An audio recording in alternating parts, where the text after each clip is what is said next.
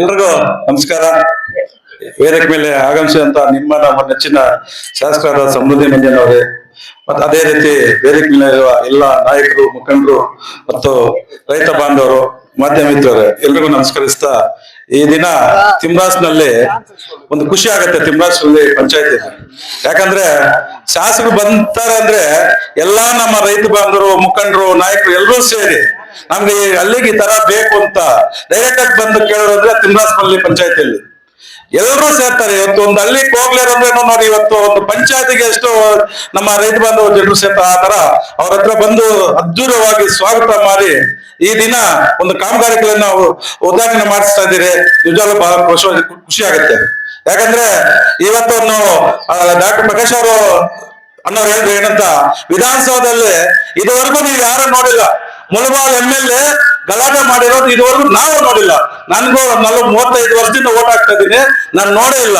ಇವತ್ತು ಚಾಲೆಂಜ್ ಮಾಡಿ ಗಲಾಟೆ ಮಾಡಿ ನನ್ನ ರೈತರಿಗೆ ಅನ್ಯಾಯದ ನೋಡ್ಕೊಳ್ಳೋಕೆ ಗಲಾಟೆ ಮಾಡ್ತಿರೋದಂದ್ರೆ ನಮ್ಮ ಮುಳಬಾಲ್ ತಾಲೂಕಿನ ಸಮೃದ್ಧಿ ಮಂಜನ್ ಅವರೇ ಮಾಡ್ತಾ ಇರೋದು.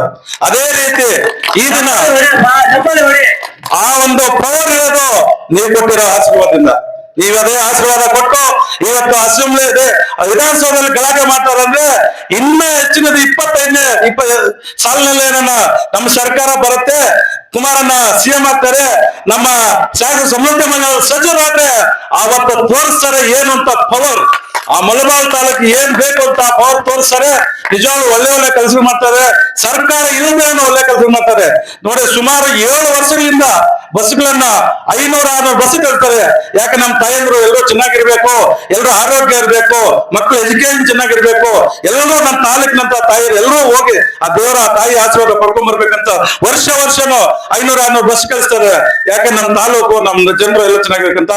ಅದವರು ಇದೇ ಎಲ್ಲ ಅನೇಕ ರಸ್ತೆಗಳಾಗಲಿ, ಲೈಟ್ಗಳಾಗ್ಲಿ, ವಾಟರ್ ಫಿಲ್ಟರ್ಗಾಗಲಿ, ಹಾಸ್ಪಿಟಲ್ ಆಗ್ಲಿ, ದೇವಸ್ಥಾನ ಆಗ್ಲಿ, ಯಾವುದೇ ಕೇಳ್ದೆ ಇಲ್ಲ ಅಂತ ಹೇಳಿದ್ರೆ ಮಾಡಿಸ್ಕೊಡ್ತಾರೆ. ನಿಜವಾಗ್ಲೂ ನಮ್ಗೆ ಅದೃಷ್ಟ, ನಮ್ಗೆ ಶಾಸಕಿರೋದು ನಮ್ಮ ಮುಳಬಾಲ್ ತಾಲೂಕಿಗೆ ಅದೃಷ್ಟ ಅಂತ ಹೇಳ್ತೀನಿ.